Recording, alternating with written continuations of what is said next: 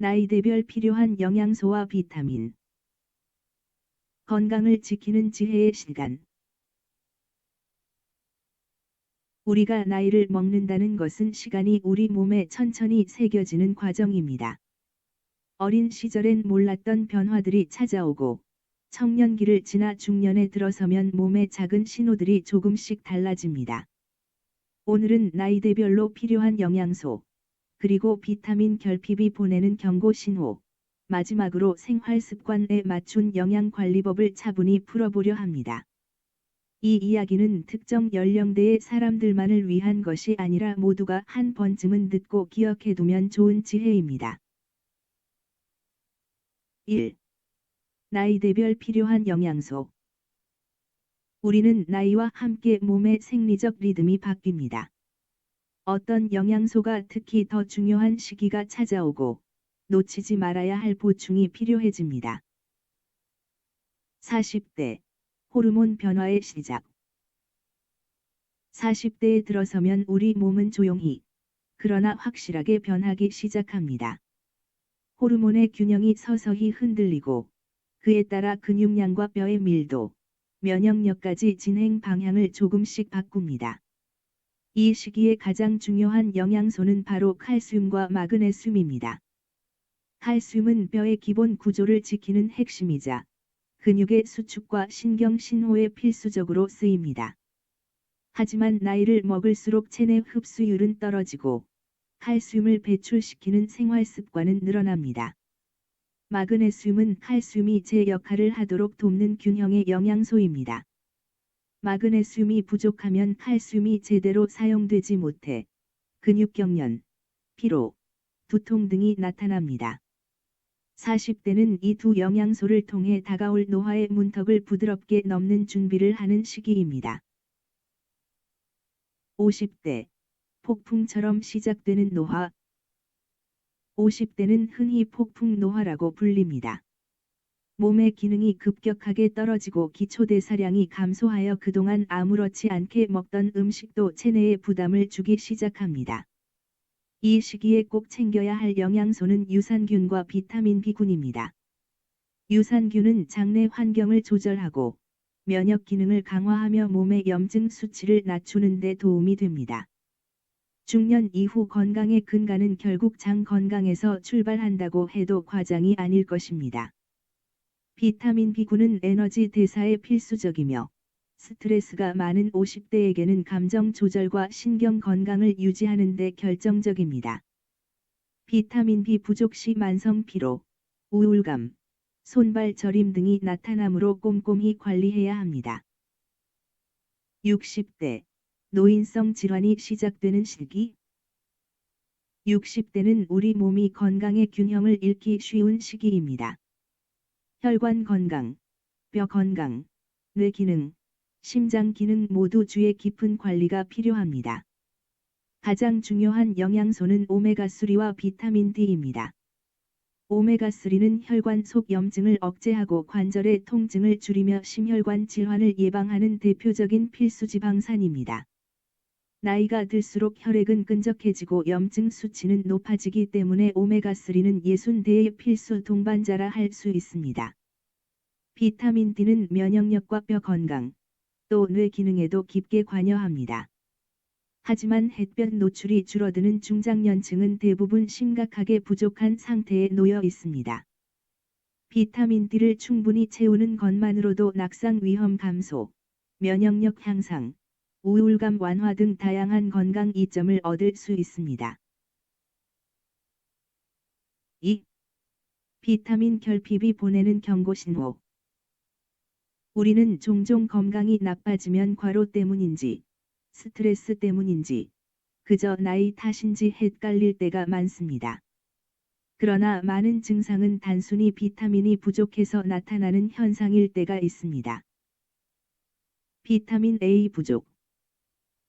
눈이 침침해지고 어두운 곳에서 사물이 잘 보이지 않습니다. 밤눈이 약해지고 건조한 눈 증상이 나타나기도 합니다. 피부의 각질이 늘고 점막이 약해져 감염에 더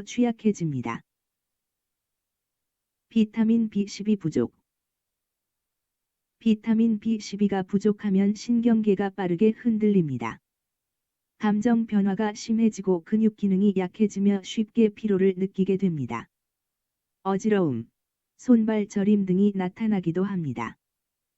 특히 육류 섭취가 적은 사람에게 흔한 결핍입니다. 비타민C 부족. 몸이 쉽게 피곤해지고 잇몸이 붓거나 출혈이 생깁니다. 상처 회복이 느려지고 면역력이 급격히 떨어집니다. 항산화 능력이 약해져 노화 속도도 더 빨라집니다. 비타민 D 부족. 감기와 독감에 자주 걸리고 알러지 질환이 심해질 수 있습니다. 면역 기능이 떨어지고 뼈가 약해지는 증상도 함께 나타납니다. 우리나라 사람 대부분이 겪는 결핍이기에 더욱 경각심이 필요합니다. 비타민 E 부족. 적혈구막이 약해지고 빈혈 증상이 나타날 수 있습니다. 피부와 혈관 건강에도 영향을 주며 항산화 능력이 떨어져 세포 손상이 쉽게 일어납니다. 3. 생활 습관과 비타민. 어떤 사람이 어떤 비타민을 챙겨야 할까? 비타민은 단순히 영양소가 아니라 삶의 상태를 비추는 거울과도 같습니다. 우리는 각자의 생활 방식에 따라 필요한 영양소가 조금씩 달라집니다. 식사를 자주 거르는 분. 이런 분들은 여러 비타민과 미네랄을 골고루 섭취하기 어렵습니다. 따라서 종합 비타민이 도움이 됩니다. 규칙적인 식사가 기본이지만 현실이 어렵다면 보충을 통해 몸의 기초 체력을 유지해야 합니다. 스트레스가 많은 분. 스트레스는 비타민 소모량을 크게 늘립니다. 특히 비타민 A, B, C가 빠르게 소모됩니다. 스트레스가 심할수록 눈이 피곤해지고 피부가 거칠어지거나 피로가 누적되는 이유도 이 때문입니다. 술과 담배를 즐기는 분. 술과 담배는 몸속 비타민을 빠르게 파괴합니다. 간 해독 과정에서 특히 비타민 B와 비타민 C가 대량으로 소모됩니다. 이 두 비타민을 충분히 보충해 주어야 몸속 독소로부터 조금 더 안전할 수 있습니다. 수험생. 수험생에게 가장 중요한 비타민은 비타민 B군입니다.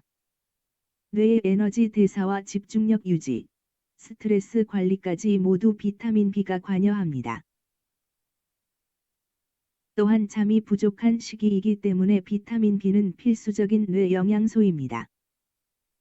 채식주의자 또는 위암 환자.